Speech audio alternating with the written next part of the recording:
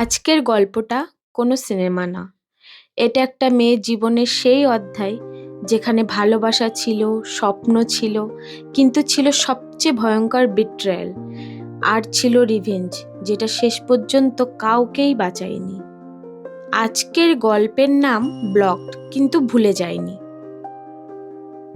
মেয়েটার নাম ছিল ঈশিতা। সে মিডল ক্লাস, কিন্তু তার স্বপ্নটা ছিল বড়। দিনে অফিস, রাতে ফ্রিল্যান্সিং, আর বাকি সময় শুধু নিজের ভবিষ্যৎ গড়ার চেষ্টা করত। কিন্তু হঠাৎ একদিন ইনস্টাগ্রামে তার ফোনে একটা মেসেজ আসলো। মেসেজটা ছিল এরকম: হাই, ইউ লুক ডিফারেন্ট। ছেলেটার নাম ছিল রায়ান। ছেলেটা স্টাইলিশ জিম গাই, সবসময় স্টোরি দেয়, এক্সপেন্সিভ ক্যাফে, বাইক, অ্যাটিটিউড। সে ইগনোর করেছিল, কিন্তু সে বারবার মেসেজ করত। একটা রিপ্লাই তো করো, এত অ্যাটিটিউড কেন? আমি বিজি থাকি, এইসব চ্যাট করার সময় আমার নেই। বিজি হলেও তোমাকে মিস করার সময়টা আমি বের করে নেব। এই কথাটাই ঈশিতার বুকের ভিতর কোথাও গিয়ে লেগেছিল। আর ঈশিতা ধীরে ধীরে ওর প্রেমে পড়ে গেল। শুরুতে রায়ান খুব কেয়ারিংই ছিল, কিন্তু কয়েক সপ্তাহ পরেই ও বদলে গেল। এই ড্রেস পরে বের হবে না, ওকে? কেন? এটা তো নর্মাল ড্রেস। আমি বলছি না মানে না। তুমি কি চাইছো অন্য ছেলেরা তোমাকে দেখুক? ঈশিতা তখন বুঝতে পারেনি যে ভালোবাসা নামে তাকে কন্ট্রোল করা হচ্ছে। আসলে সেটা ছিল পয়জন।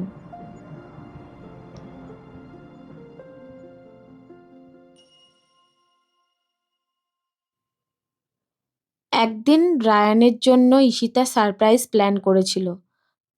ওর ফেভারিট ক্যাফেতে একটা ছোট্ট গিফট, একটা লেটার আর একটা ছোট্ট চকলেট। ঈশিতা ভিতরে ঢুকলো,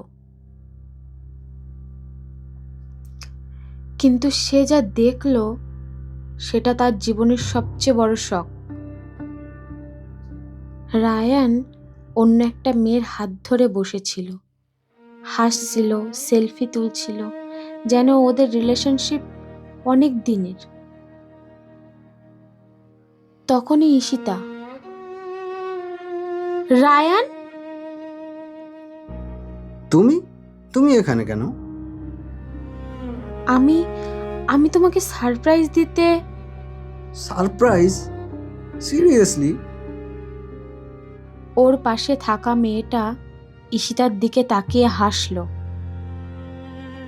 হু ইজ শি বেব? হ্যাঁ, nothing, just a girl who thinks she matters. তুমি এটা কি বলছো? শোনো, আমাদের মধ্যে কিছুই ছিল না, তুমি শুধু টাইম পাস ছিলে। ওই একটা কথাই ঈশিতার বুকের ভিতরটা যেন ফেটে গেল। ঈশিতা খুব কাঁদছিল, আর রায়ান ঈশিতার কান্না দেখে হাসছিল। Stop acting, drama queen. তুমি এতদিন আমাকে ফেক ভালোবাসা দেখালে কেন রায়ান, কেন? Because you way easy. তারপর ও ঈশিতার মুখের দিকে মোবাইল তুলে ধরল। তুমি ভিডিও করছো কেন? যাতে মনে থাকে তুমি কত প্যাথেটিক। সেদিন ঈশিতা শুধু বিট্রেল পায়নি, সে নিজের ডিগনিটি হারিয়ে ফেলেছিল। সেদিন রাতে ঈশিতা 100 বার কল দিয়েছিল, মেসেজ দিয়েছিল, কিন্তু একটাও রিপ্লাই আসেনি। ঈশিতা ইনস্টাগ্রাম খুলল, প্রোফাইল সার্চ করল, আর তখন দেখল সে ব্লকড। এত সহজে ব্লক করে দিল? একটা মানুষ রিলেশনশিপ শেষ করে না, সে তোমার কনফিডেন্সটাকেও ডিসমেন্টাল করে দেয়।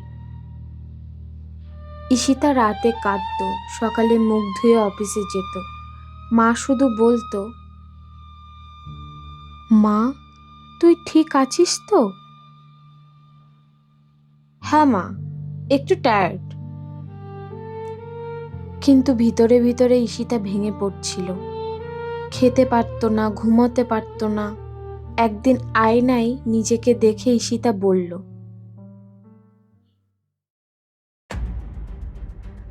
ঈশিতা, কান্না শেষ। এবার তুই বদলাবি, তুই রিভেঞ্জ নিবি, কিন্তু তুই নিজের জীবন দিয়ে না, তুই সাকসেস দিয়ে রিভেঞ্জ নিবি। সেদিন থেকে ঈশিতা জিম শুরু করলো, ফ্রিল্যান্সিং করলো, নিজের ক্যারিয়ার বানালো আর নিজেকে হিল করা শুরু করলো। আর সবচেয়ে বড় কথা, সে নিজেকে ভালোবাসতে শিখলো।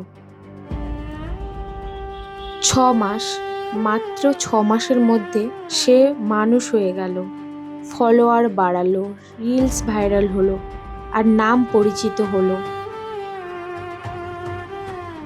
আর রায়ান রায়ান তখনও ইনফ্লুয়েন্সার হতে চাইছিল, কিন্তু ওর কন্টেন্ট ফেক ছিল আর ফেম ভিক্ষা। ঈশিতা ওকে একটা মেল পাঠালো, congratulation, you are shortlisted for a paid campaign worth 2 lakh rupees. ও সঙ্গে সঙ্গে রিপ্লাই দিল, yes, I am interested, when we can meet. ও সঙ্গে সঙ্গে একটা লাইন লিখল, tomorrow 6 PM, same cafe. Ryan আসলো, আগের মতোই স্টাইলিশ, কিন্তু চোখে ছিল ইনসিকিউরিটি। সে সামনে বসলো। ঈশিতা, হ্যাঁ, তোমার টাইম পাস অপশন। তুমি এখানে কেন? তুমি তো ক্যাম্পিং চেয়েছিলে, তাই তো? তুমি তুমি এটা করছো? আমি শুধু তোমাকে তোমার মিরর দেখাচ্ছি। ঈশিতা ওকে বলল, ক্যাম্পিং পাবে, কিন্তু একটা শর্ত আছে। কি শর্ত? লাইভে এসে ট্রুথ বলবে, তুমি আমাকে কি কি করেছিলে। তুমি পাগল নাকি? না রায়ান, আমি শুধু জেগে উঠেছি। রায়ান টাকা আর ফেমের লোভে রাজি হলো। লাইভ শুরু হলো।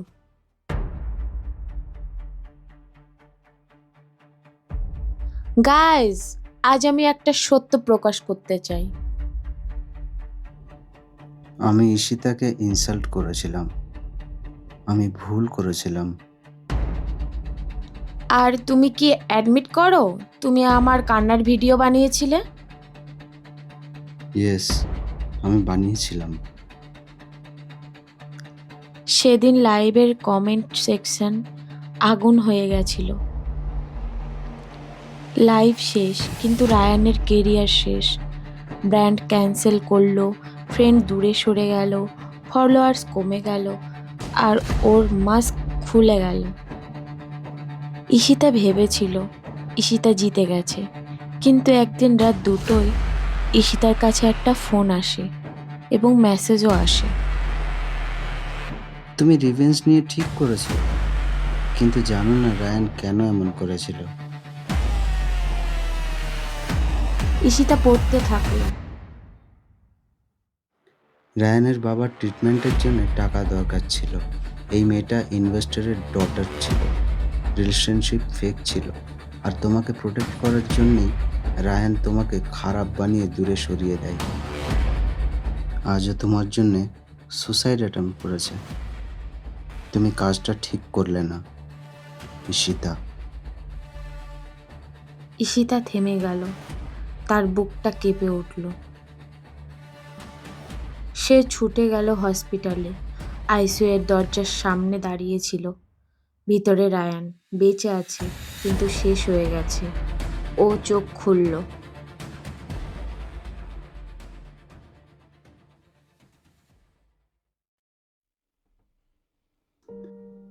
ঈশিতা, তুমি স্ট্রং হয়ে গেছো, তাই তো আমি চেয়েছিলাম।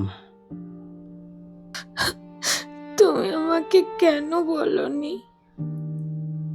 কারণ ভালোবাসা মানুষকে দুর্বল করে দেয়। আমি চাইনি আমার মতন ভেঙে পড়ো। ঈশিতা কান্না করেছিল, কিন্তু এবার কান্নাটা রিভেঞ্জের ছিল না, এবার কান্নাটা ছিল রিগ্রেটের।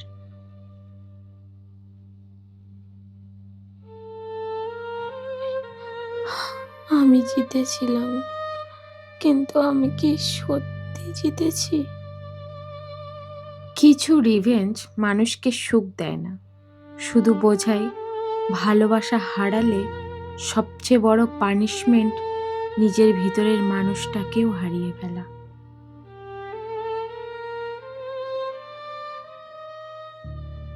কিন্তু গল্পটা এখানেই শেষ না, কারণ রায়ান শুধু ঈশিতার মন ভাঙেনি, সে একটা রহস্যও রেখে গেছে,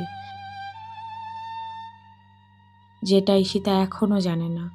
আর সেই রহস্য পার্ট 2-তে ঈশিতার জীবনের সবকিছু পাল্টে দেবে।